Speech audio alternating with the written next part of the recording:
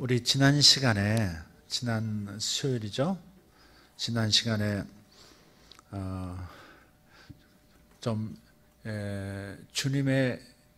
주님이 이루어 가시는 역사의 마지막 그 큰 그림을 좀 보자 그랬습니다. 그 큰 그림은 뭐냐면 이 땅이 우리가 사는 지구, 우리가 사는 이 생태 환경이 다 소멸되는 게 아니라는 겁니다. 옛날에는 그렇게 가르치는 좀 잘못된 종말론들이 많았어요. 그래서 여러 가지 재난들, 또 인구 폭발, 그리고 온갖 전염병, 그리고 전쟁들, 그 수많은 사건 사고를 통해서 굉장히 어려운 시대가 도래할 것이고, 그리고 적그리스도의 세력이 나타나서 그래서 666 표를 사람 손목이나 이마에 찍고 문자 그대로 받아들여서 그래서 매매도 할 수 없게 만들고 성도들의 삶이 제대로 이루어질 수 없게 만드는 큰 어려운 처지에 주님 재림하셔서 우리를 저 천당으로 데리고 가시고 이 땅은 멸망, 소멸시킨다, 이런 그림이었어요. 끝이 좋지 않은 종말론이었어요. 그러나 하나님의 종말은 무너지는 종말이 아닙니다. 회복하는 종말입니다. 사탄의 세력에게는 그야말로 심판이요 종말이지만, 그러나 하나님께서 사랑하셨던 코스모스, 이 우주와 푸른 별, 지구, 그리고 거기서 살아가는 모든 생명들과 인간의 삶들, 이것들은 파쇄되고 없어지는 것이 아니에요.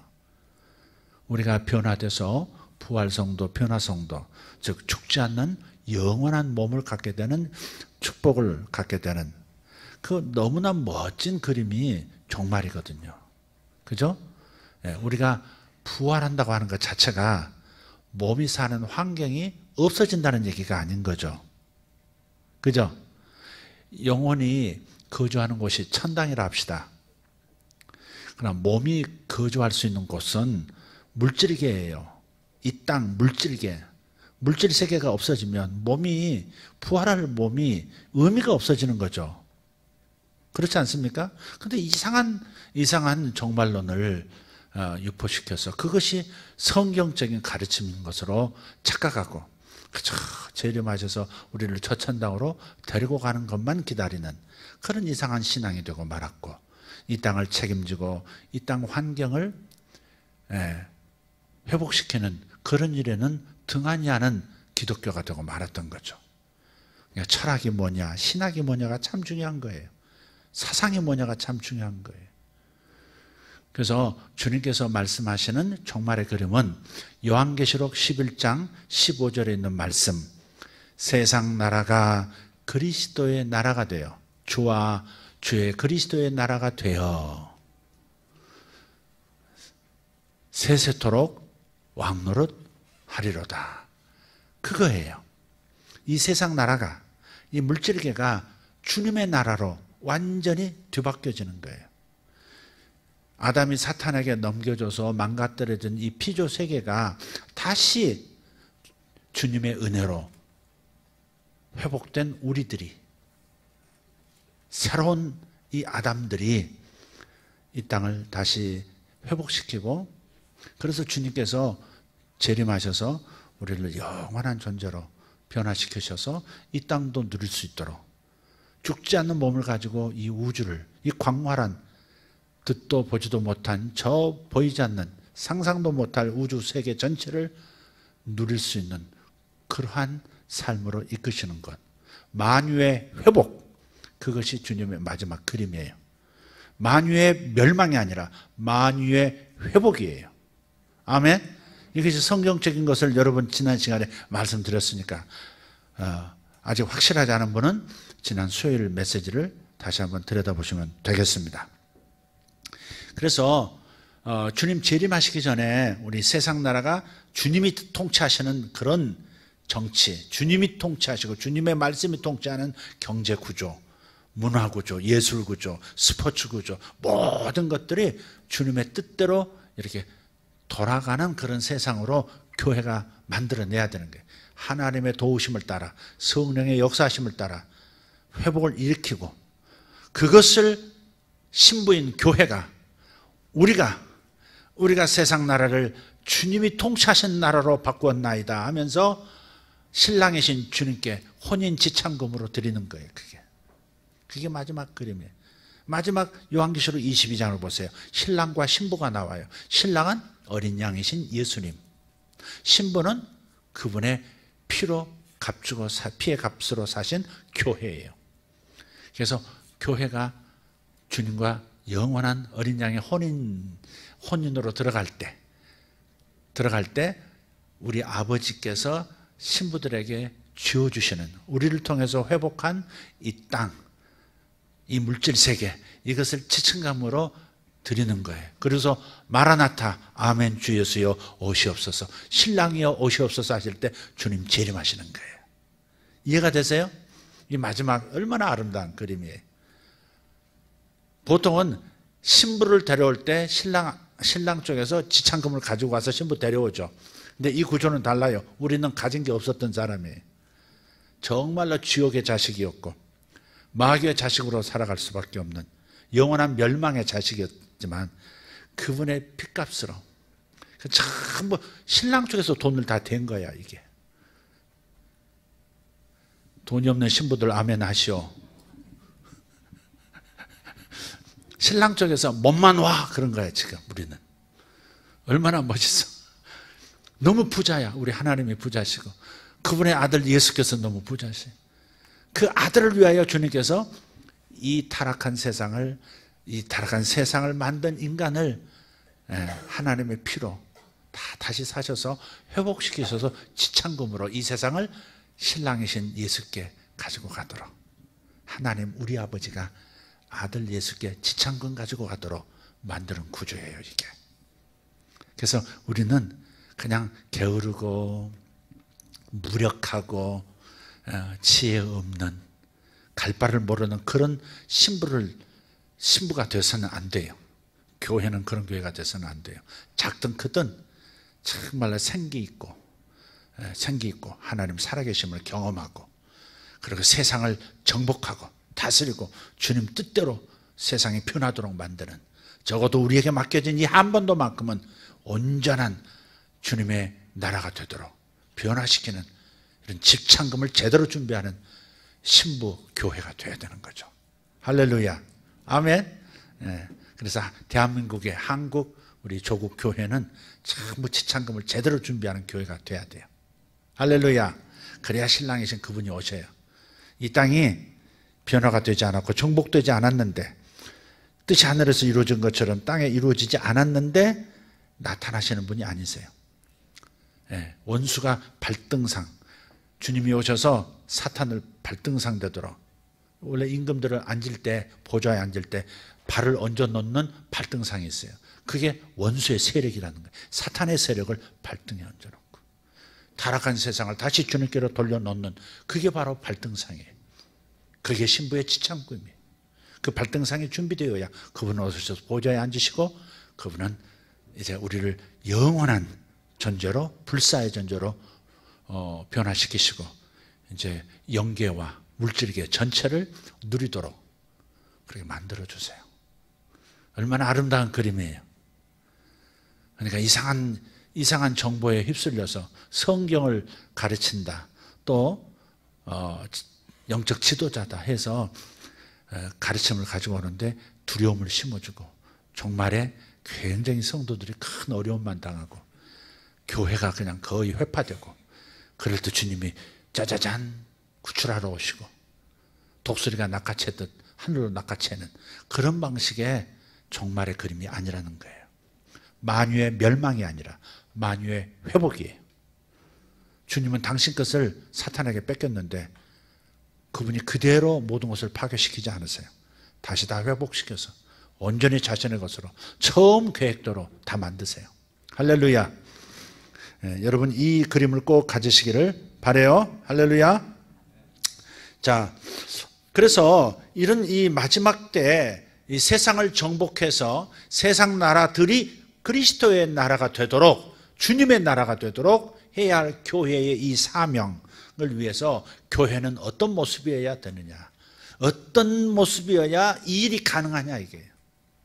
그래서 오늘 말씀의 제목을 곧 나타날 엘리야 세대, 이렇게 나타날 엘리야 세대 이렇게 되어 있지만 곧 나타날 엘리야 세대, 이렇게 제목을 한번 제가 잡아봤어요.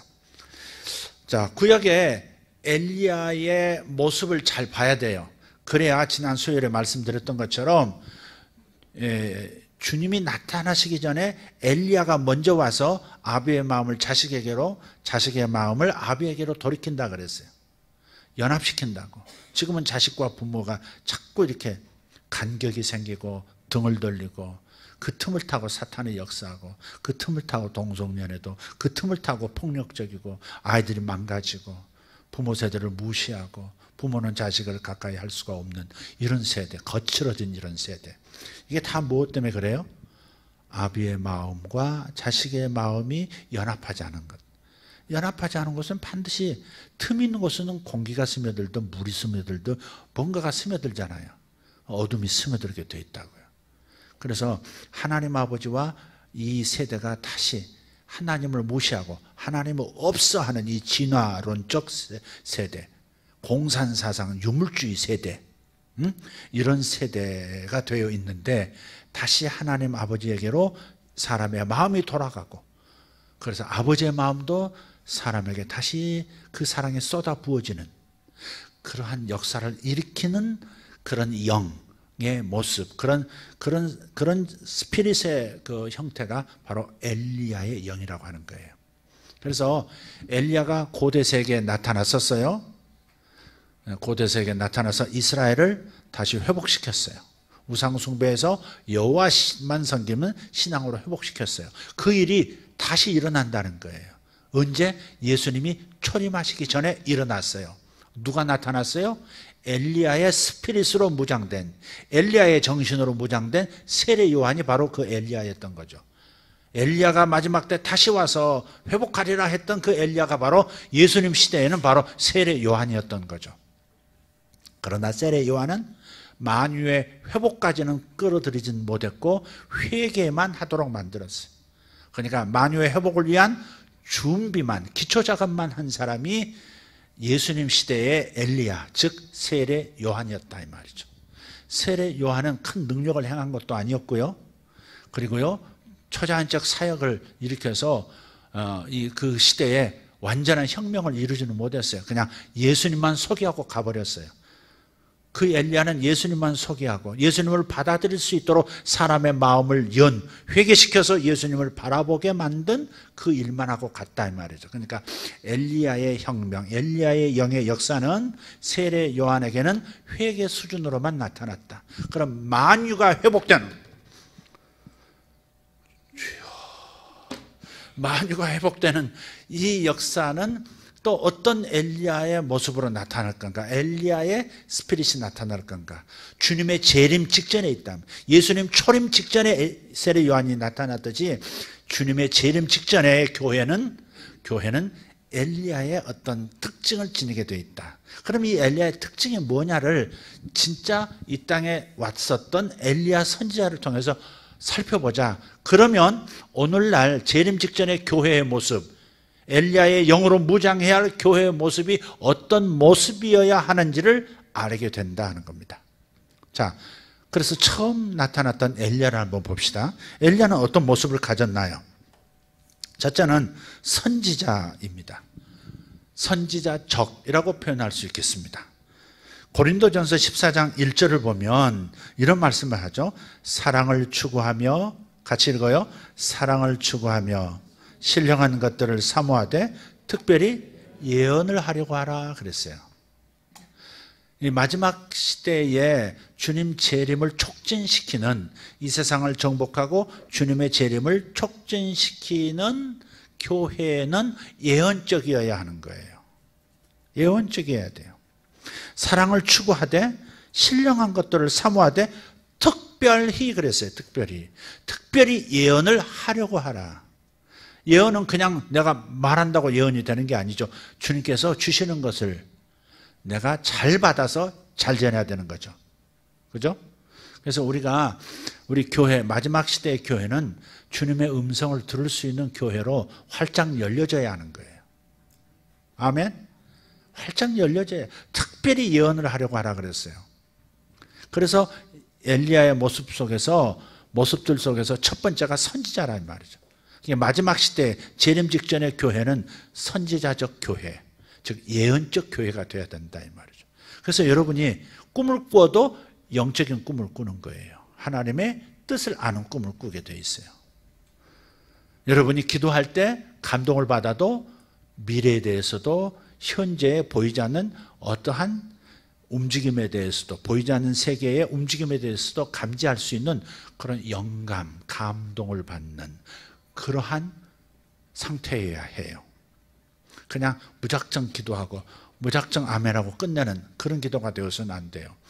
대단히 영적인, 보이지 않는 세계에서 이 땅에 대해서 어떻게 진단하는지, 어떤 전략을 가지고 교회를 이끌어가고 교회가 또 세상을 바꿔가야 하는지, 어떤 기도를 함으로써 세상을 변화시킬 건지 대단히 전략적인 정보들을 가져오는 그런 기도여야 해요. 설교도 마찬가지예요. 막연하게 잘 삽시다, 깨끗이 삽시다, 윤리적으로 도덕적으로 문제없이 삽시다, 세상 사람에게 손가락질 받지 말고 삽시다, 당연히 해야 될 설교지만 그것은 세상 사람도 하는 소리예요. 그건 세상의 윤리도 가르치는 거고 세상의 도덕률도 얼마든지 우리 양심을 향해서 할 수 있는 말이에요. 그건. 그러나 세상은 보이지 않는 세계를 교회가 보여주기를 원하고 있어요. 그래서 다분히 영적인, 예언적인 교회가 돼야 되는 거예요. 어떻게 이 시대가 흘러갈 것인가, 한반도는 어떤 방식으로 통일될 것인가, 그래서 우리는 어떤 기도를 해야 하는 것인가, 지금 이 상태를 어떻게 분별해야 될 것인가, 이런 것들에 대해서 우리가 잘 아는 예언적 교회가 되어야 된다. 그래서 특별히 예언을 하려고 하라 그런 거예요. 그런데 오늘날에 보세요. 교회들을 가만히 보시라고. 지금 빨리 엘리야 세대로 변해야 될 텐데 그냥 설교 중심이에요. 그냥 영적인 그 어떤 파워풀한 초자연적인 것들을 경험하고 세상에 보여야 할 텐데 그런 능력을 나타내질 않고 있어요. 성령님을 환영은 해요. 성령님 오소서, 성령님을 환영은 해. 그러나 진짜 성령님이 제대로 나타나시는 것은 굉장히 곤란해요. 무슨 말인지 아시겠죠? 진짜 성령님이 나타나시면 그냥 이제 탁 문을 닫아버리는 거죠. 그죠? 예언이 나오면 이렇게 거절하고, 치유가 일어나도 좀 너무 이렇게 광신적이야 그러면서 뜨겁게 기도도 광신적이야 이렇게, 이런 식으로 예언이 나오면 점쟁이들이야 이러면서 이런 식으로 성령이 실제적으로 나타나시고 역사하시면 확 뒤로 물러서는 이런 연약한 교회가 되어 있는 거예요. 그래서 윤리적이고 도덕적인 그런 메시지 중심의 교회가 되어버리고 만 것이고, 그래서 능력 있는 교회에 와서 와 이런 세계가 있네, 이런 것들을 경험하지 못하게 되는 거예요. 우리도 조심해야 하고 우리 모든 교회가 조심해야 돼요. 재림이, 주님의 다시 오심이 빨리 이루어지려면 세상을 다스려야 될 텐데 세상에 모든 것들을 제자리로 돌려놓으려면 예언적인 목소리가 있을 수밖에 없는 거예요. 여러분 한 분 한 분이 사랑을 추구하며 은사를 사모하되 특별히 예언을 하려고 하라. 그래서 우리는 이번 올해 7, 8월에 수련회 때 전부 예언 훈련을 했죠. 환상을 보는 법, 해석하는 법, 그런 것들을 다른 사람의 메시지를 전하는 법, 아주 그냥 훈련을 제대로 좀 했어요. 이것은 꾸준히 할 거예요. 그럼 여러분의 현실도 예언적으로 타개해야 하고, 여러분 주변 사람들도 여러분이 가서 기도해 주면서 중보하면서 그런 예언적인 목소리를 통해서 저들의 삶을 돌파할 수 있도록 만들어줘야 돼요. 교회 안에서만 사용하는 게 아니에요. 교회 안에서 기저귀 하지 말고 교회 바깥에서, 현장에서 사람들에게 하나님의 목소리를 들려주는 분들이 되셔야 돼요. 할렐루야. 사도행전 2장 17절을 보시면 18절과 자, 하나님이 말씀하시기를 같이 말세 내가 내 영을 모든 육체에 부어주리니 너희 자녀들은 예언할 것이요 너희 젊은이들은 환상을 보고 너희 늙은이들은 꿈을 꾸리라. 여기서 예언적인 꿈을 말하는 거예요. 18절 그때 내가 내 영을 내 남종과 여종들에게 부어주리니 그들이 예언할 것이요. 말세에 주님의 영을 부어주신대요. 성령을 부어주시는데 여러분 성령 충만하시길 바랍니다. 성령 충만하시길 바랍니다. 근데 성령이 임하시면 뭐가 나타나요? 예언적인 것들이 많이 나타난다는 거예요. 자녀들은 그냥 어린 신자라도 예언할 수 있게 되어지고 조금 성장한 젊은 청년 수준의 크리스찬이라 할지라도 그 어때 환상도 보고 또 환상을 해석할 줄 아는 거죠. 또 주님이 주시는 꿈을 영적인 꿈을 꾸고 영적인 꿈을 해석해서 현실에 그것을 나타낼 수 있는 성숙한 늙은이, 성숙한 장로 같은 신자들 돼야 하는 거예요. 그래서 꿈과 환상과 예언 한 덩어리를 묶어서 프로페릭 예언적인 은사인 거예요. 이게 마지막 교회의 특징은 말세 교회의 특징 마지막 때라고 그랬잖아요. 말세에 내 영을 부어주는 그 목적은 교회가 엘리야적이 돼야 된다 이 말이에요. 예언적이 돼야 된다 그 말이에요. 그러니까 여러분이 예언적이 돼야 되고 인도자는 더더욱 예언적이 돼야 되는 것이죠. 그런 예언사역, 은사사역 가지고 키재기하고 내가 잘났느니 네가 잘났느니 이러라고 하시는 게 아니에요. 세상 속에 주님의 목소리를 분명하게 들려주고 하나님께서 어떻게 세상을 움직여 가시는지를 보여줄 수 있는 사람들이 되라는 거예요. 할렐루야. 예수세계 교회는 선지자적 교회가 되기를 소원합니다. 아멘. 엘리야의 구약 열왕기상 17장부터 나타난 그 엘리야의 또 다른 모습은 중보자입니다. 중보자.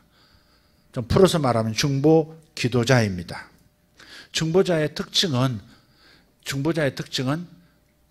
뭘 말하는 것이냐? 이 마지막 때 교회의 모습은 중보 기도자가 돼야 되는데 모든 사역보다 우선되는 사역이 기도 사역이 돼야 된다는 거죠.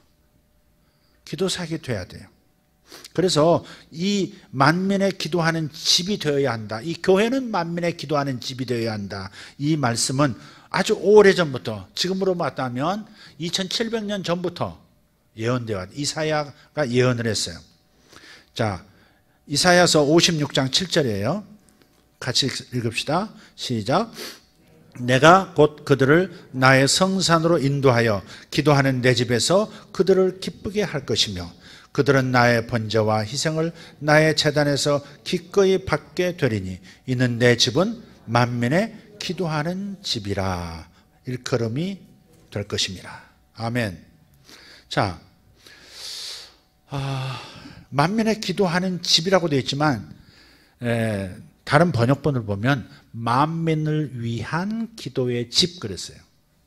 그러니까 교회는 만민이 와서 기도하는 집이라는 뜻도 있지만 그보다 더 본질적인 것은 세상 사람들은 하나님께 기도할 수가 없어요. 그러니까 기도는 누가 해요? 하나님을 믿는 자가 하는 거죠.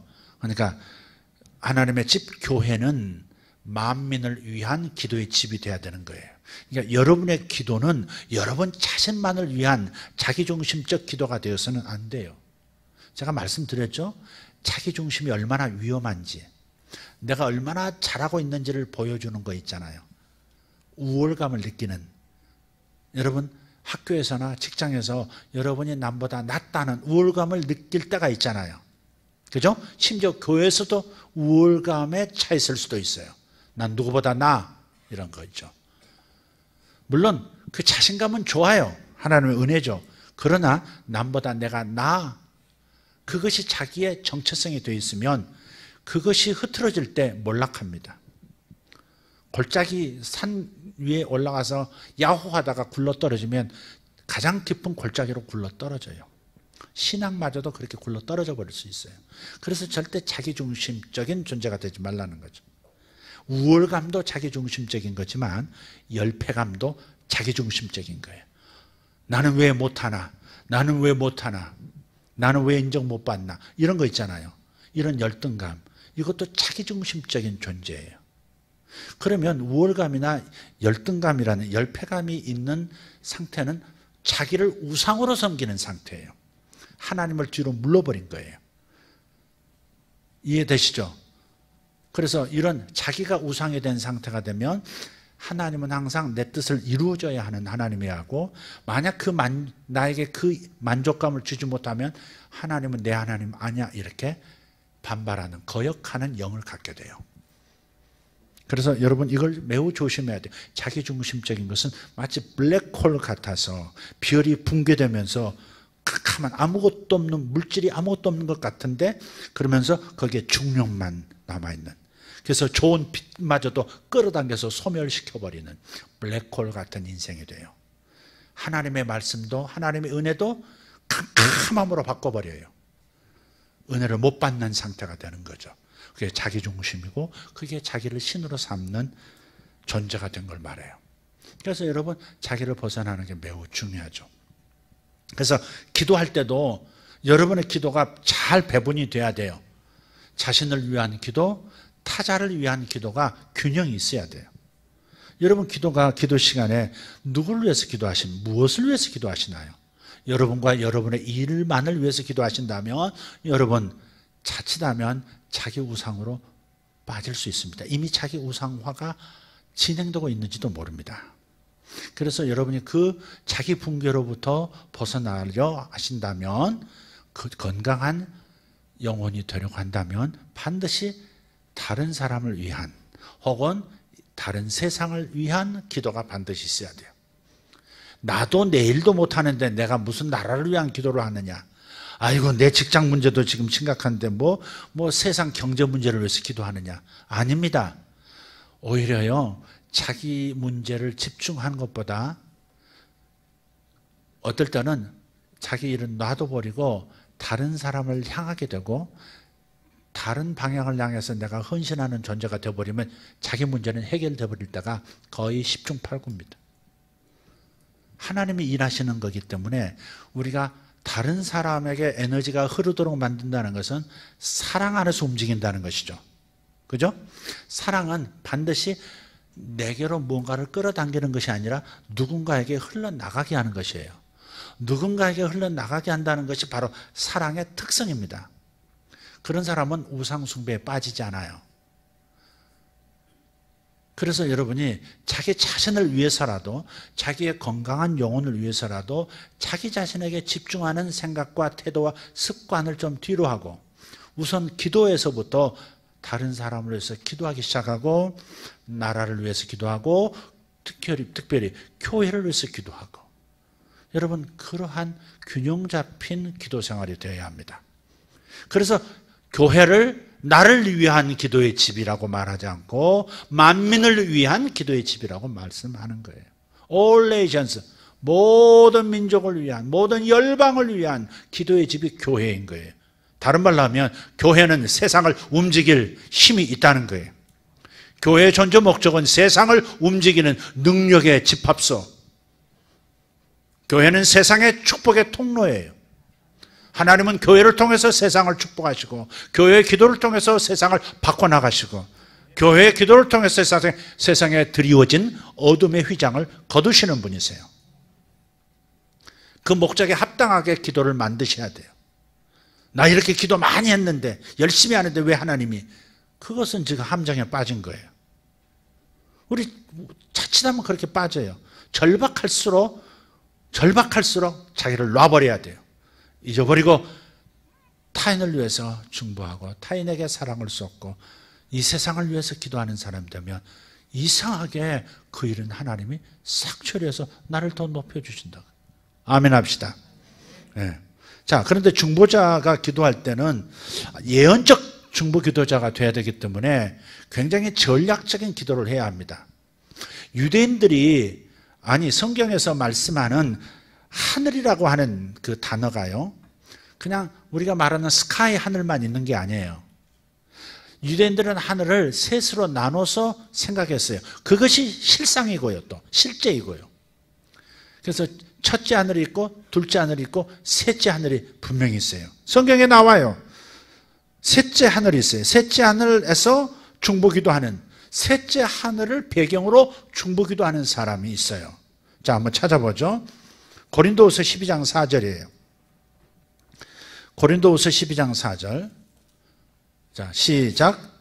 그가 낙원으로 이끌려가서 말로 표현할 수 없는 말을 들었으니 사람이 가히 이르지 못할 말이로다. 이 말은 누가 했나요, 지금? 사도 바울이 했죠. 사도 바울이 핍박을 받다가 돌에 맞아서 죽었을 때 가본 곳인지 기도하다가 가본 곳인지는 분명하지 않아요. 고린도 후서를 쓸 때에 자기가 셋째 하늘, 낙원에 들어갔었다는 말을 지금 하고 있어요. 셋째 하늘은 하나님과 천사들과 먼저 간 성도들이 지금 있는, 거기는 사탄도 없고 사탄의 역사도 없어요. 오직 하나님과 어린 양의 빛으로 가득한 그야말로 낙원의 영역이에요. 우리들이 죽는다면 우리의 영혼은, 육신은 땅에 심겨져서 재림 때까지 기다리겠지만 영혼은 낙원으로 들어갈 거예요. 바로 그 세계에 들어가서 사람으로서 가히 할 수 없는 말을 들었다 그랬어요. 그냥 괜한 말, 바울만 필요한 말을 하나님 하시지 않았을 거예요. 사람으로서 가히 할 수 없는 말을 했다, 이 말을 들었다. 이 말은 무슨 말일까? 봤다가 아니에요. 들었다 그랬어요. 그것은 사람으로서는 상상할 수 없는 계획들을 하나님께서 가지고 계시는구나. 이 땅을 향한 정말 상상도 못할 축복을 준비하고 계시는구나. 교회를 향한 엄청난 하나님의 은사 창고, 은사 무기들을 우리에게 주시려고 준비하고 계시는구나. 기타 등등 천국에 준비되어진, 이 땅을 위해서 준비되어진 엄청난 정보들을 하늘에서 들은 거예요. 그러니까 우리가 기도할 때에 땅에서 몸을 가지고 땅에서 이 성전에서 기도하지만, 집에서 기도하고 산에서 기도하지만 우리의 영적 영역은 셋째 하늘로 들어갈 수 있다는 거예요. 셋째 하늘로부터 오는 정보를, 전략, 하나님의 비전, 그리고 그 비전을 이룰 전략을 우리가 수신해서, 그리고 현실 속에서 그 일이 이루어지도록 기도하고 행동하는 것이죠. 그냥 이게 뭐 좋은 일이 하고서 그냥 일을 하는 것이 아니라, 사역하는 것, 기도하는 것이 아니라 셋째 하늘로부터 하늘의 뜻이 하늘에서 이루어진 것 같이 이 땅에서도 이루어지게 하려고 하는, 하늘을 이끌어들이는 그런 전략, 정보들을 가져오는 셋째 하늘 중보기도자, 이게 필요한 거예요. 이해가 되시죠? 여러분, 영적이지 않으면 이 말이 무슨 말인지 잘 못 알아듣습니다. 별로 재미도 없습니다. 그러니까 여러분이 굉장히 영적이라고 하는 사실을 저한테 보여주시면서 좀 척이라도 하면서 들으시면 되겠어요? 그래서 정말 하늘로부터 오는 정보를 들어야 돼요. 꿈을 꿔도 하늘로부터 오는 정보를 들어야 돼요.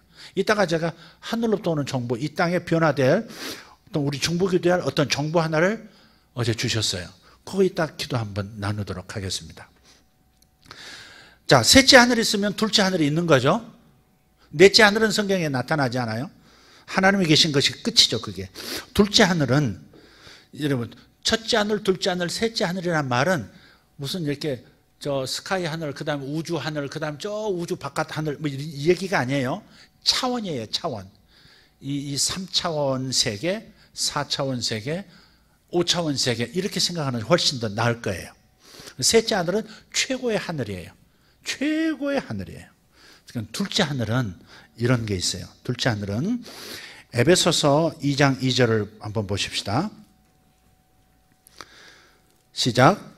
그때에 너희는 그 가운데서 행하여 이 세상 풍조를 따르고 공중의 권세 잡은 자를 따랐으니 곧 지금 불순종의 아들들 가운데서 역사하는 영이라. 아멘. 지금 불순종하는 세대예요. 뭐든지 불순종하려고 하고, 뭐든지 한번 뒤집어 보려고 하고, 뭐든지 하게 거역하는 것이 그게 살아있는 존재감을 느끼는 건지 잘 모르겠어요. 그러니까 거역의 영, 불순종의 영이 굉장히 크게 역사하고 있어요. 아담 때부터 불순종이 시작돼서 타락했지만 지금도 타락의 가장 근본적인 우리의 모습은 불순종하는 거예요. 하나님 말씀에도 불순종하고, 하나님의 권위에도, 하나님이 세우신 질서와 권위에도 부정하고 불순종하는 이 시대가 그 세대예요. 근데 이 불순종하는 세대에게 역사하는, 조종하는 영역이 공중이라는 거예요. 그게 바로 둘째 하늘이에요. 사탄이 역사하는, 사탄과 그의 장군들이 역사하는, 어둠의 장군들이 역사하고 그 휘하 부대, 악한 영들, 귀신들이 역사하는 그 하늘을 둘째 하늘이라고 해요. 성경에서는. 6장 12절 한번 봅시다. 6장 12절. 자, 시작. 우리의 씨름은 혈과 육을 상대하는 것이 아니요 통치자들과 권세들과 이 어둠의 세상 주관자들과 하늘에 있는 악의 영들을 상대함이라. 상대한다 그랬어요. 싸운다는 거예요. 우리는 사람과 싸우는 게 아니라는 거예요. 지금 국회의원과 싸우고 대통령과 싸우고 무슨 사회 이익집단과 싸우는, 그런 싸움이 아니라 교회의 싸움은, 영적인 존재들의 싸움은 영적인 세계를 향해서 싸우는 거예요.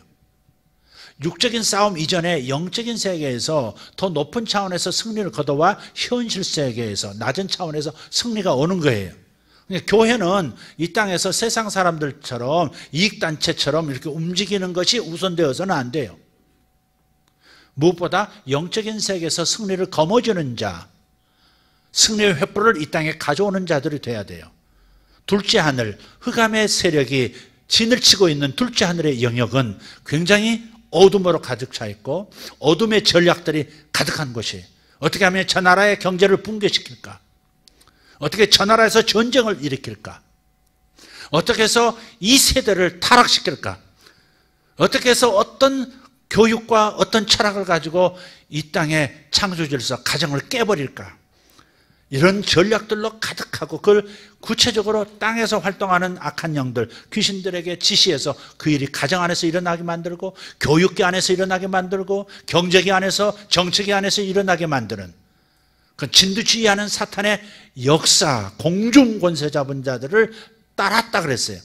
공중권세, 악한 영역을 따르는 자들의 특징은 불순종이에요. 어떤 악에 대해서도 순종하라 그 말이 아니에요. 마땅히 순종해야 할 대상인데도 순종하기 싫어해요. 그것은 공중권세 잡은 자의 영향력 아래 있는 거예요. 예수 믿어도 그 영향을 받고 있을 수 있어요. 그래서 우리 둘째 하늘 중보 기도자들은 영적 전쟁을 위해서 이 악한 영들의 전략을 무효화시키는 그런 기도들을 해야 돼요. 그러려면 지금 사탄이 어떤 계획을 가지고 지금 역사하고 있는가? 이단들을 어떻게 많이 일으키려고 하고 있는가? 어떻게 이 나라를 붕괴시키려고 지금 사탄이 이 나라에 수많은 리더들에게 역사하고 있는가? 이런 것들을 분별하고 그 세력과 땅의 사람들의 사이를 끊어버리는, 연합을 끊어버리는 그런 기도를 하는 사람들, 그게 둘째 하늘 중보 기도자들이에요. 제가 지금 말씀드리는 건 처음 말씀드리는 얘기들이 아니에요. 이미 했지만 다시 한번 되짚어 보는 거예요. 우리가 중보 기도하는, 예언적 중보 기도가 굉장히 중요한 가치가 되어 있는 예수 세계교회로서 다시 한번 우리의 사명을 다시 한번 고취하자는 거예요. 다시 한번 가다듬자는 거예요. 자, 첫째 하늘은 뭘까요? 첫째 하늘은 바로 보이는 하늘이에요. 저 대기권 하늘, 그리고 우주 하늘, 이 물리적인 세계를 말해요. 이 땅을 위해서도 중보기도가 필요해요. 그죠? 땅을 위해서 직접적으로 기도하는 기도도 필요해요. 사람들을 위해서 기도해야 돼요. 디모데전서 2장 1절 2절. 디모데전서 1장 2절 시작. 그러므로 내가 첫째로 권하노니 모든 사람을 위하여 간구와 기도와 도고와 감사를 하되 임금들과 높은 지위에 있는 모든 사람을 위하여 하라. 이는 우리가 모든 경건과 단정함으로 고요하고 평안한 생활을 하려 함이라. 그래서 우리가 대통령과 행정부를 위해서, 국회를 위해서, 사법부를 위해서, 지방 정부들을 위해서 기도해야 될 이유가 거기 있는 거예요. 우리가 평안한 가운데, 단정한 가운데 고요한 신앙생활을 할 수 있도록. 우리가 사는 동네가 시끄러우면 우리가 평안하게 신앙생활을 할 수 있습니까? 이 땅이 우리나라가 만약에 사회주의 국가가 돼버리면 우리 교회가 평안히 신앙생활을 할 수 있겠습니까? 교회 다 문 닫아야 될걸요? 중국 보세요. 교회 십자가 그대로 보는 데서 그 수천 명 모이는 교회 그 건물 십자가 위에다가 기름 부어가지고 십자가를 태우잖아요. 그래서 크레인으로 뜯어내버리고 아주 대놓고 그러는, 저 미국이라고 하는 기독교를 표방하는 국가가 지금 견제하지 않으면요, 그냥 중국은 물론이고 러시아도 그렇고 모든 세계의 교회들이 다 포위될 겁니다. 이슬람도 이슬람에게 포위되고 자유주의자들에게 포위되고 진화론자들에게 포위되고 사회주의자, 공산주의자들에게 포위되고 아주 그냥 어려울 겁니다. 북한에 교회가 있습니까? 교회다운 교회가 있습니까? 목회자가 있습니까? 네? 없잖아요. 공산사회는 그 교회를 무너뜨리는 사탄의 주구 노릇을 하는 이 땅의 단체예요. 철학이에요. 그러니까 우리가 이런 부분, 지도자들을 위해서 기도해야 되고 정부를 위해서, 경제 주체들을 위해서도 기도해야 되는 거예요. 아멘. 이게 땅의 중보 기도자예요. 또 다른 구절 하나 또 봅시다. 로마서 8장 21절 22절. 자, 시작. 그 바라는 것은 피조물도 썩어짐의 종노릇한 데서 해방되어 하나님의 자녀들의 영광의 자유에 이르는 것이니라. 피조물이 다 이제까지 함께 탄식하며 함께 고통을 겪고 있는 것을 우리가 아느니라. 그렇죠? 지금 피조세계가, 환경이 굉장히 고통을 당해요. 지난 수요일날 말씀드렸죠. 고래 한 마리가 죽어서 떠내려왔는데 배를 열어보니까 3.5톤의 폐기물들, 드럼통, 먹을 것이, 그걸 뭐 삼킨 거죠. 먹을 거로. 비닐, 그물. 고래만 그럴까요? 참치는 안 그럴까요? 상어는 그렇지 않습니까? 산, 강, 들 할 것 없이 오염되고, 이 피조세계가 고통을 겪고 있어요. 자기의 잠재력을 한껏 뽐내면서 하나님께 영광을 돌려야 될 이 피조세계가 인간의 타락으로 인해서 함께 고통을 겪고 있어요. 그래서 우리가 이 세상을 다시 회복시키는 일에도 기도를 해야 되는 거예요.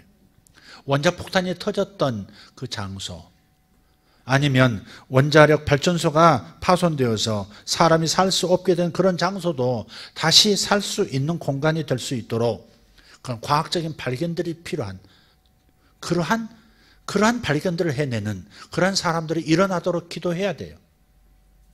할렐루야. 제가 어제 이런 자매를 위해서 기도하는데 병원 마크를 이렇게 보여주세요. 이름을 놓고 기도하는데 병원 마크가 나타났어요. 그리고 어떤 회사에 어떤 복잡한 문제가 있어, 그가 몸담고 있는 곳에 복잡한 문제가 있다는 것을 보여주셨어요. 그분이 기도받으러 제 방에 들어오셨어요. 기도해 주는데 그 병원 마크를 보여주면서 당신이 병원과 관계된 일을 하고 있느냐 그랬더니 요 가까운 그 큰 병원, 유명한 병원에서 뭘 하느냐면 그 자매가 특별한 걸 공부했더라고요. 너무 재밌었어요. 이 인공수정하고 뭐 그런 거 있잖아요. 불임자들을 위해서 뭐 이렇게 수정시켜서 이렇게 안착시켜, 그런 걸 연구하는 거예요. 그런 자매였어요. 그래서 그걸 보여주면서 당신 이런 곳에 있는 것 같은데 이런 복잡한 일이 있고 당신 이런 문제에 대해서 나를 상의하고 왔구나. 그걸 얘기해 줬어요. 그랬더니 이제 여러 가지 대화 나누고 어쨌든 답을 얻고 갔어요. 어쨌든 그런 거예요. 세상을 더 아름답게 만들 수 있는 구체적인 변화를 추구하는 기도들이 필요해요. 여러분 가정의 식구들을 위해서 기도하죠. 어떤 것들은 응답이 되고 어떤 것들은 응답이 아직 안 된 채도 있어요. 아주 오랫동안 응답되지 않은 것도 있을 수 있어요. 그렇다고 해서 하나님은 기도 응답하시지 않은 게 아니에요. 내가 생각하는 것보다 더 깊은 생각이 있으실 수 있어요. 그리고 응답이 안 된 것보다 응답된 게 더 많을걸요? 우리는 자꾸 응답된 거, 그에 감사하기보다는 응답 안 되는 거에만 집중하고 고통을 느끼는 경우도 많아요. 그런 이상한 습관이 있어요. 그래서 우리는 좋은 일에도 감사하고 내가 원치 않은 일에도 감사하는 습관을 통해서 이러한 악습을 떨어내버려야 되는 거죠. 어쨌든 땅을 위해서 기도하는 사람들, 그게 바로 셋째 하늘 중보 기도자예요. 자, 엘리야에게서 보여진 두 가지 모습. 첫째는 뭐였죠? 선지자의 모습이었어요. 마지막 시대 엘리야적 교회가 되려면 반드시 예언적인 교회가 돼야 돼요. 또 하나는 뭐였죠? 중보 기도자예요. 제가 오늘 7가지를 말씀드리려고 했어요. 오늘 7가지는 말씀을 다 못 드릴 것 같아요. 2가지를 지금 말씀드렸어요. 하나만 더 말씀드리고 마칠게요. 이건 좀 짧아요. 세 번째는 이세벨을 드러내는 자예요. 엘리야 시대 2700년 전 이스라엘에 엘리야라고 하는 여인이 여왕이었죠. 그죠? 남편의 이름은 아합이었어요. 그때가 가장 타락한 때였어요. 이스라엘이 가장 타락했어요. 우상 숭배가 가장 대놓고 판을 치던 때였어요. 그래서 이방 제사장 선지자들이, 그러니까 거짓 선지자들이죠, 정부의 지원에 의해서, 그러니까 이세벨과 아합의 지원에 의해서 그 바알을 섬기고 아세라를 섬기는 그런 그 선지자들을, 제사장들을 이스라엘의 곳곳에 배치해서 여호와 하나님을 섬기는 신앙을 다 말살시켰던, 백성들의 마음을 혼미케 했던 최악의 상황이었죠. 그럴 때 엘리야가 등장해서 백성들의 마음을 다시 여호와 하나님에게로 돌이켰죠. 갈멜산에서 거대한 영적 전쟁을 일으켰죠. 850명의 바알 선지자들이 모였어요. 하늘에서 불을 내려서 이 재물을 태우는 신이 참 신인 것으로 우리 정하자 그랬어요. 이게 바로 뭐예요? 지금 엘리야는 먼저 뭘 봤어요? 선지자로서 셋째 하늘에서 하나님이 세우신 계획을 먼저 받은 거예요. 갈멜산에서 영적 전쟁을 일으켜라. 갈멜산에서 누가 참신인지 드러내라. 하나님께 음성을 듣고 소집을 한 거예요. 도전을 한 거죠. 거대한 흑암의 세력과 일대 850, 그리고 그 850 뒤에는 정권이 있었어요. 그런데 그곳에서 하나님만이 참신인 것이 드러났죠. 엘리야가 한 번 불렀는데, 여호와여 당신이 우리의 하나님이신 것과 제가 하나님의 종인 것을 알게 하여 주옵소서. 하늘에서 진짜 불이 떨어졌어요. 여름날 캠프파이어 하면서 교실 옥상에서 쫙 불 내려주면, 철사 타고 내려주면 그거 말고 진짜 하늘에서, 맨 하늘에서 불이 떨어진 거죠. 바알 선지자들은 먼저 했죠. 막 바리야 블라블라 그러면서 이제 했는데도 안 되는 거예요. 그래도 안 되니까 막 칼로 이제 막 자기 몸을 피를 보이면서 이렇게 광란을 벌리죠. 850명이 피투성이가지고 막 뛰는 거 한번 보세요. 상상해 보시라고요.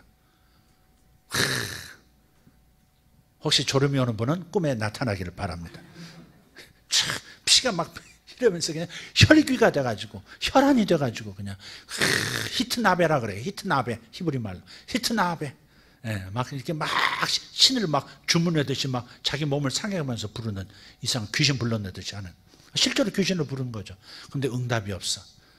그 다음에 엘리야가 나와서 딱 한마디 하나님께 구하니까 불이 내린 거예요. 이것이 하늘, 셋째 하늘로 올라가 셋째 하늘의 정보를, 전략을 가지고 와서 땅에서 승리를 거머쥐는 교회의 모습인 거예요. 이게 이 시대는 그런 역사가 일어나야 되는 거예요. 불이 내려야 된다는 것이 아니라 이 땅에 죄를 태워버리든지 어떤 문제들을 그냥 삽시간에 쓰나미처럼 쓸어가 버릴 수 있는 어떤 전략을 가져오고 그 일이 일어나게 만드는 중보기도자들. 할렐루야. 그래서 결국 그 일 때문에 나중에 어떻게 돼요?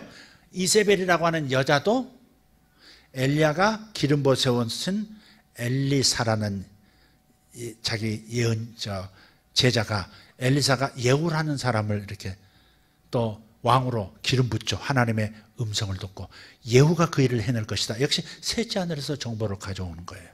그래서 예후에게 가서 기름을 붓고 하나님께서 당신을 왕으로 기름 세우십니다 라고 선포했어요. 그때 예후가 자기 따르는 부하 장군들 데리고 마차 몰고 막 쫓아가서 어떻게 해요? 이세벨이 있는 성으로 갑니다. 그걸 삥 둘러싸요. 그리고 선포해요. 이세벨, 이스라엘을 타락시킨, 하나님을 대적한 여자. 이게 뭐, 이 이세벨은 특징이 뭐예요? 남편을 조종하는 거예요. 무력한 지도자를 조종하는 영이에요. 정치계 안에서 무력한 지도자를 조종하는 세력, 이세벨의 영이에요, 이게. 그래, 나라를 잘못된 대로 이끌어가고, 경제계에서, 회사에서 숨어들어서, 교회에서도 이세벨이 있어요. 숨어들 수 있다고요. 이세벨의 영을 가진, 이세벨의 영은 항상 종교와 유혹의, 종교의 영, 유혹의 영을 통해서 항상 지도력을 다른 쪽으로, 이렇게 지도력이, 리더가 다른 쪽에 관심을 갖도록, 정작 해야 할 일을 하지 않고 다른 쪽으로 흘러가도록 만드는, 그렇게 움직이는 영, 그리고 그 영에 사로잡혀서 움직이는 사람, 그 이세벨의 영에 사로잡힌 사람이죠. 남자가 됐든 여자가 됐든. 그래서 우리는 깨어서 분별할 수 있어야 돼요. 아, 이세벨의 영이 역사하는구나. 사람이 문제가 아니라 그 사람을 통해서 사탄이 역사하는 것을 봐야 된다, 이 말이죠. 이해가 되셨죠? 그래서 그 이세벨을 예후 장군이 실제로 2700년 전 예후 장군이 그렇게 선포합니다. 그를 호위하고 있던 궁중 내시들에게 선포해요. 예, 누가 이세벨을 땅으로 던지겠느냐, 딱 그래요. 그러니까 대사가 기울었으니까 어떻게 해요? 거기는 황관들이 이세벨을 들어다가 성 밖으로 던져버립니다. 죽죠. 으깨어져 죽어요. 그리고 개들이 와서 피를 핥고 살을 뜯어먹습니다. 예언대로 되어버렸어요. 이세벨의 영을 드러내고 제거하는 일, 그게 엘리야가 했던 일이에요. 살아서는 못했지만 그의 제자가 그 일을 하도록 기름 붓고 갔단 말이에요. 워낙 강한, 오랫동안 자리 잡은 영이기 때문에 단번에 제거가 안 된 거예요. 교회도 이세벨이 있어요. 아까 말씀드렸죠. 요한계시록 2장에 가서 보면, 요한계시록 2장을 한번 보시면 20절입니다. 한번 읽을까요? 시작. 그러나 내게 책망할 일이 있노라. 자칭 선지자라 하는 여자 이세벨을 내가 용납함이. 자칭 선지자래. 어디서? 교회에서. 내가 기도에 신령해. 이렇게 특별히 자기를 이렇게 은밀하게 드러내면서 자기에게로 이렇게. 그렇게 해서 교회를 자기 뜻대로 움직이는 영이 있어요. 교회에서도 역사할 수 있어요. 그걸 분별하지 못하는, 저도 그런 일을 겪었어요. 그런 일을 과거에 겪었어요. 호되게 겪었어요, 교회에서. 아, 그래서 이세벨이 이렇게 무섭고, 이세벨의 영을 보여주신 분도 있어요. 그 사람을 붙들고 있는 영을 보여주셨어요. 근데 드러내실 때 그 다음에 하나님께 제거하시더라고요. 그러니까 우리가 항상 깨어 있어야 되는 거예요. 내가 이세벨의 영에 잡혀서도 안 되고, 또 여러분이 있는 현장에서 여러분이 이세벨이 됐어도 안 돼요. 또 이세벨에게 당해서도 안 돼요. 이세벨은 조종하는 영이에요. 조종을 해. 아까 유약한 지도자를 조종하는, 아까 자기 남편 아합이 유약했단 말이에요. 항상 두 마음이 있고 욕심이 많고, 그러나 해내는 결단력은 없고 남자답지 못하고, 그러니까 이세벨이 조종을 해요. 그래서 자기 마음대로 나라를 주물렀던 거죠. 그래서 이런 영들이 역사하는 거 제거해야 합니다. 우리나라에서도, 우리나라 정권 안에서도 그럴 수 있어요. 만약에 지도자가 유약하다면, 지도자가 자기 철학이 없다면 조종하는 사람들이 자기 뜻을 투사시킬 거예요. 그래서 그런 일이 드러나도록 해야 하는 거예요. 그리고 제거해야 우리나라가 평안한 것입니다. 어떤 정권이 되었든 이세벨의 영은 정권 안에서 숨어들어 역사할 수 있습니다. 이 정권도 마찬가지고 다음 정권도 그럴 수 있습니다. 과거에도 그랬습니다. 지난 정권에도 이세벨 같은 존재들도 있었다고 봐야 합니다. 우리가 그것을 기도해야 되는데 기도하지 않아서, 그걸 제거하고 드러내질 못해서 그냥 폭망, 같이 망해버리는 상황이 되어버리기도 한 것이죠. 자, 그래서 이 이세벨을 드러내는 이 사람이 엘리야였듯이 마지막 시대에 교회는 이세벨을 용납하지 않는 교회가 돼야 하는 것이에요. 자칭 선지자라 하는 여자 이세벨을 내가 용납함이니, 그가 내 종들을 가르쳐서 꿰어 행음하게 하고 우상의 제물을 먹게 하는도다. 2000년 전 초대교회에서는, 에베소 교회에서는 그런 일이 있었던 거예요. 제우스 신의 제물 먹어도 괜찮아 이렇게. 여기서 우리 예수님 섬기지만 아테네 여신에게도 가서 잠깐 가서 우리 토속 신앙이잖아. 우리 문화잖아. 문화하면서 끌고 와서 그 짓을 하게 하고. 오늘날도 크리스찬인데도 전부 회장님이 뚝 나오셔가지고 딱 돼지머리에 쫙 절하고 돈 쫙 5만 원권 딱 10만 원권 100만 원권 딱 입에다 꽂아주고, 돈 없는 사람은 카드 싹 긁고 자기 카드 집어넣고 그렇게 해서, 그럼 그 자리에 와서 참 크리스찬인데도 회장님 절하지, 부회장님 절하지, 상무님 전무님 다 절하지, 못들래? 그러면 또 가서 또 그 앞에 절하고, 그렇게 만드는 이세벨입니다. 이세벨. 그래서 이 나라의 이세벨은 어디 있을까? 어느 영역에 어떤 이세벨의 형태가 작동하고 있을까? 그것을 찾아내서 드러내고 제거하는 영적 전쟁을 일으키는 교회가 되어야 되는 거죠. 우리는 이 일을 해왔고, 그러나 온전히 해왔다고 말씀드릴 수는 없지만, 죄송하지만, 그러나 그런 일을 더 잘 해내야 하는 거죠. 아멘. 어젯밤에 한 꿈을 꿨어요. 그 꿈의 내용은 이런 거예요. 제가 자세히 얘기하지 않을게요. 자세하게 얘기하지 않을게요.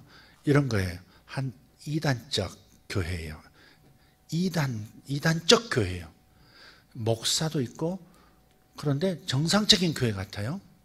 정상적인 예배 같이 들어지는 것 같은데 교인들을 어린아이처럼 만드는 거예요. 아주 어린아이처럼.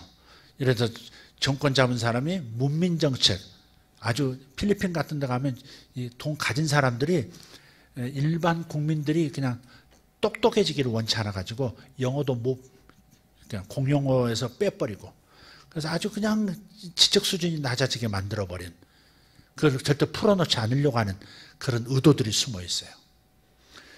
그렇듯이 그런 그 교회에서 교인들이 성장하게 만들어야 될 텐데 영적인 어린아이로 만들어 놓는 거예요. 영적인 어린아이로 만들고 조종하는 거예요. 그런 리더가 있어요. 근데 그렇게 잘못 가르치는 가르침을, 정보를 다 빼내가지고, 어쩌다가 그 가르침을 빼내가지고, 신천지가 이런 걸 가르쳐, 이런 걸 정보를 빼가지고 이렇게 다 알게 하듯이 어떤 이단의 세력에서 뭔가 정보를 가지고 나온 사람이 있어요. 가족이에요. 근데 아들이 거기에 심취가 되어버려서, 자식이. 그래서 이단에, 여기가 좋은데 왜 엄마는 반대하고 아빠는 반대하는 거예요. 그래서 안 나오려고 그러는 걸 억지로 끌어다가 귀신을 쫓는데 막 입에서 막 기이한 상징들이 나오는 거예요. 근데 그게 뭔지는 제가 말씀을 안 드릴게요. 자세하게 말씀 안 드릴게요. 다만 어떤 가족이 있는데 지금 이단의 세력에서 이단이 무너지게 만들 수 있는 어떤 정보들을 끌어내고 있는 어떤 가족, 실제 가족일 수도 있고 어떤 움직임일 수도 있어요. 그래서 이단이 세상에 드러나고 사회적 지탄을 받고, 그래서 무너지게 만들 수 있는 어떠한 움직임이 지금 있는 것 같아요. 그것이 어떤 이단, 어떤 사교를 말하는 건지 잘 모르겠는데, 그러나 그런 움직임이 있다는 것, 그리고 그 가족이 온전히 탈출할 수 있기를 원하는 것, 아시겠죠? 그래서 하나님께서 역사하시는 이단을 무너뜨릴 수 있는 어떤 움직임들이 성공할 수 있도록 오늘 중보기도 했으면 좋겠어요. 아멘.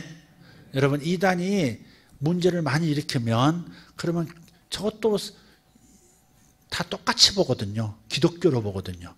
이단들이 전부 성경을 기반으로 해가지고 만들어 놓으니까 불경을 가지고 이단이 좀 나오지.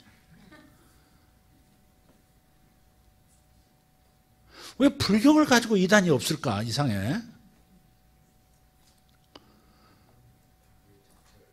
네? 전체가 이단이니까.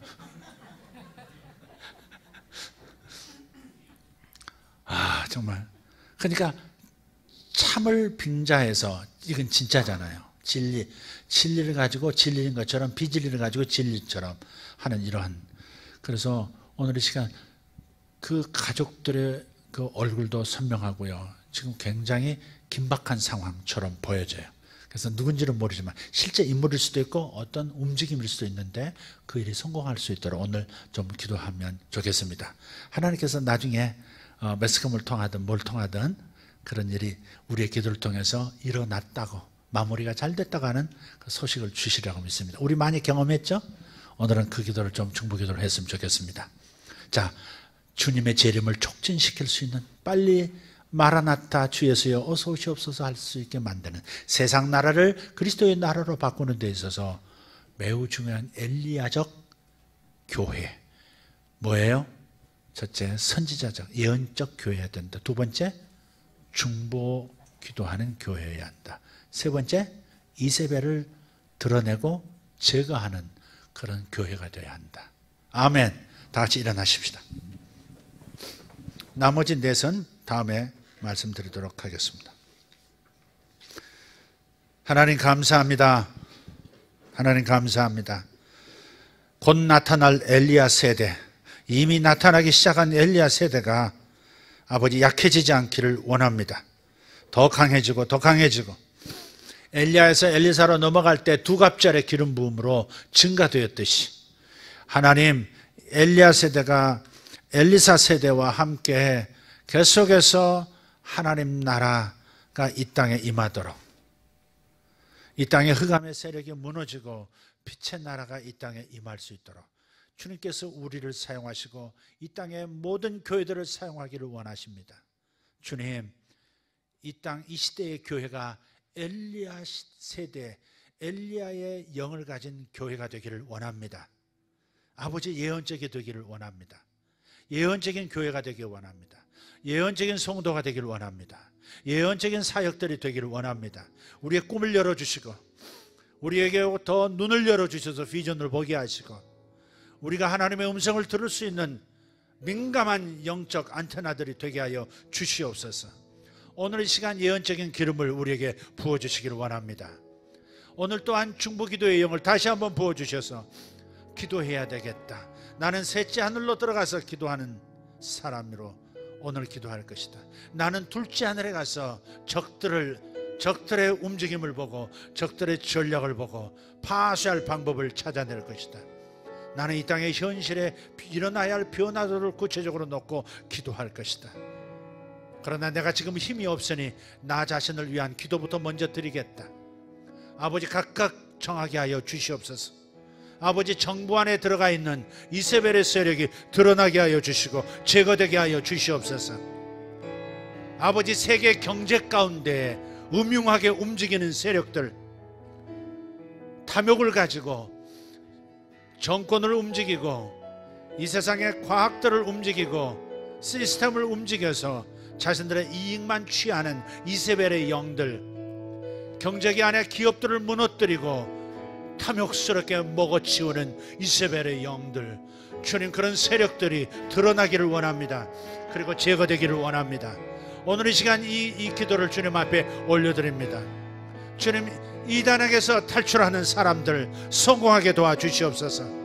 자녀들과 부모가 이단에서 분리되지 않게 하시고 함께 탈출할 수 있도록 도와주시고 이단의 가장 근본적인 문제들을 드러내는 역사가 있게 하여 주시고 이단들이 해체되게 하여 주시옵소서. 주님, 그래야 우리가 하나님께 영광을 온전히 돌려드릴 수 있겠습니다. 주의 영광을 위하여 변화를 주시옵소서. 주의 영광을 위하여 우리의 기도를 사용하여 주옵소서. 우리의 기도가 성령에 의해서 이끌림 받게 하여 주시옵소서. 이 시간 주여 삼창하고 중보 기도하며 나아가겠습니다. 주여, 주여, 주여. 할렐루야.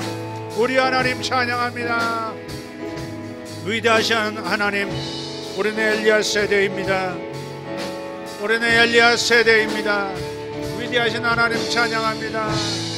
우리는 엘리야 세대입니다. 아버지 하나님, 엘리야 세대요 엘리사 세대입니다. 위대하신 하나님, 엘리야가 먼저 와서 하나님 아버지의 마음이 이 땅으로 향하도록, 이 땅의 사람들의 마음이 하나님께 향하도록, 부모의 마음이 자식에게, 자식의 마음이 부모에게 돌아오도록, 역사한다 하셨습니다. 주여, 가로막는 모든 벽돌을 제거하여 주시옵소서. 이 나라 정부 안에서 역사하는 아버지 이세벨들을 드러내 주시옵소서. 이세벨의 종들을 드러내 주시옵소서. 더 드러내 주시옵소서. 더 드러내서 정화시키고 이 나라 정부가 온전히 튼튼하고 건강해지게 하여 주시옵소서. 아버지, 이 대한민국의 정부가 더 건강해지도록 이세벨들을 제거하여 주시고 참된 엘리야가 자리 잡게 하여 주시옵소서. 아버지, 엘리야들이 자리 잡게 하여 주시옵소서. 주여, 감사합니다. 경제계 안에 이세벨들, 연예계 안에 이세벨들이 드러나게 하시고 스포츠계에 이세벨들이 드러나게 하여 주시옵소서. 교회에서 역사하는 이세벨들, 주님, 그 영이 떠나가게 하여 주시옵고 주의 영으로 채워 주시옵소서. 아버지, 엘리야적 교회가 되게 하시고 예언적 교회, 선지자적 교회가 되게 하여 주심을 감사합니다. 위대하신 하나님 찬양합니다. 아버지여, 감사합니다. 아버지여, 그들이 온전히 자유롭게 되게 하여 주시옵소서.